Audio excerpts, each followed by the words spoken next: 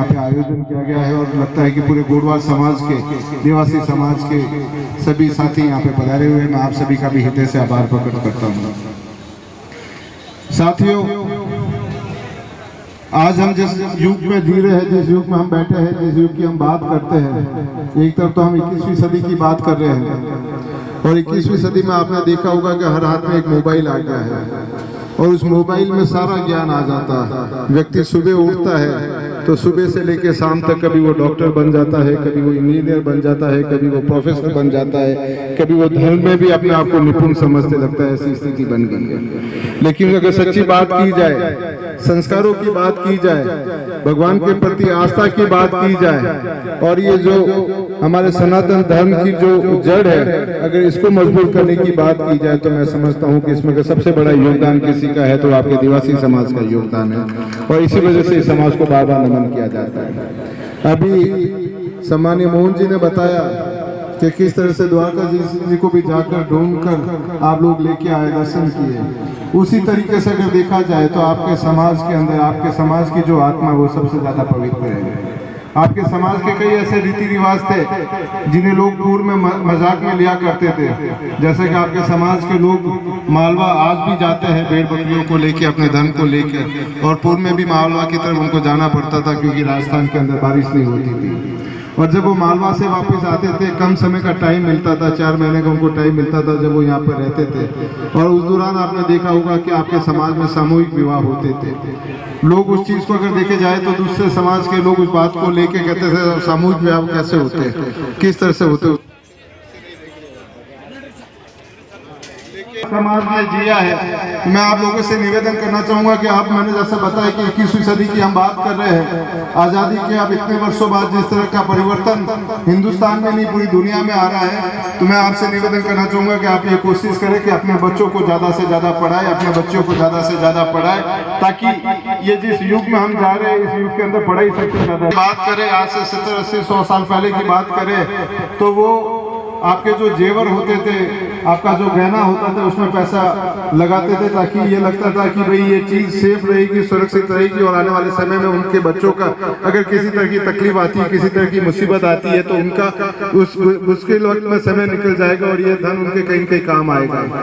लेकिन समय बदलता गया, धीरे धीरे रिवॉल्यूशन आया, क्रांतियां आती गई और हम इंडस्ट्रियलाइजेशन की तरफ जाने लगे। जब व्यापार बढ़ने लगा, फैक्ट्रियां लगने लगी, इंडस्ट्रीज लगने लगी, तब लोगों ने जमीनों के अंदर पैसा लगाना शुरू किया कि भाई जमीन खरीद ले, इंडस्ट्री खरीद ले, दुकान लगा ले। ये वो इसलिए कि आने वाले समय में अगर अपने बच्चों पर किसी तरह से कोई मुसीबत आती है तो उस व्यवसाय के माध्यम से, उस जमीन के माध्यम से, उस फैक्ट्री के माध्यम से, उस चीज के माध्यम से अपने जीवन यापन को वापिस ऊपर कर सकता है। लेकिन अब समय में बदलाव आ गया है। अब मेरा आपसे निवेदन है कि आज के समय में अगर सबसे बड़ी कोई चीज आप अपने बच्चों को देना चाहते हो, अपने आने वाले पीढ़ियों को देना चाहते हो तो वो शिक्षा हो सकती है। मैं आपसे निवेदन करूंगा कि आप शिक्षा दीजिए। आपने देखा होगा कि आज से 2 वर्ष पूर्व कोरोना का समय आया, इतना बुरा वक्त आया, किसी ने नहीं सोचा कि हमको अपने घरों के अंदर बंद होकर रहना पड़ेगा। किसी ने नहीं सोचा कि कभी हवाई जहाज, रेलगाड़ी, बस से बंद हो जाएगी। किसी ने ये नहीं सोचा कि हम अपने गाँव के अंदर हम नहीं जा पाएंगे। किसी ने ये नहीं सोचा कि हम अपने पड़ोसियों से, अपने रिश्तेदारों से भी नहीं मिल पाएंगे और मिलने जाएंगे तो वो भी एक दूरी हमसे बना के रखेंगे। ऐसा समय आ गया, कुदरत ने एक ऐसी मार मारी कि हम समझ पाए कि वाकई कुदरत की ताकत क्या है। और उस परिस्थितियों के अंदर आपने देखा होगा कि जो लोग हमारे यहाँ के साथी, अपने गांव के आसपास के छत्तीसी कौम के लोग जो प्रदेश के अंदर दुकान चलाते थे, जो किसी तरह का व्यवसाय करते थे, आपने देखा कि उनको बहुत मोटा नुकसान उठाना पड़ा।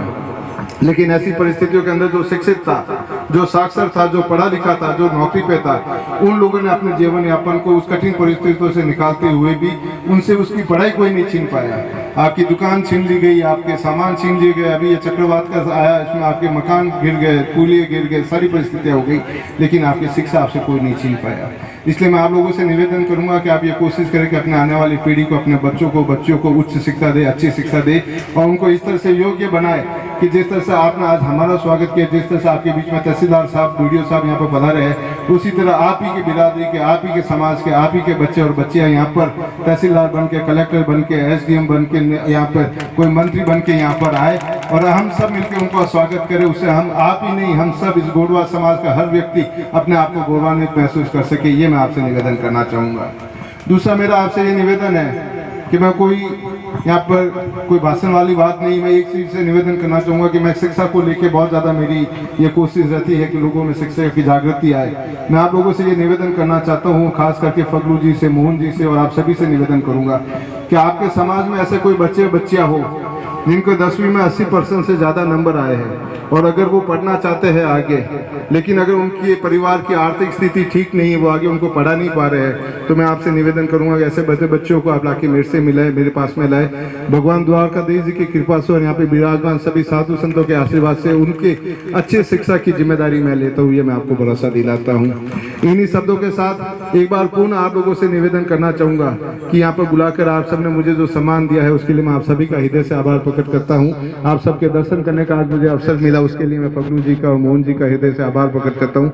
एक बार पुनः आप सभी का आभार प्रकट करते हुए यहाँ पर विराजमान सभी साधु संतों के चरणों में पुनः कोटि कोटि नमन करते हुए आप सभी का आभार, धन्यवाद, जय हिंद। धन्यवाद ठाकुर साहब, जो आपका कीमती समय निकाल कर आप हमारे बीच में पधारे। धन्यवाद सर।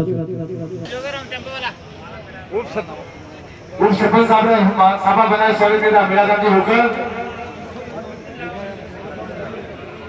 और माला पे लगेगा कृष्णाराम जी कासोला, कृष्णाराम जी बुलाए आगे।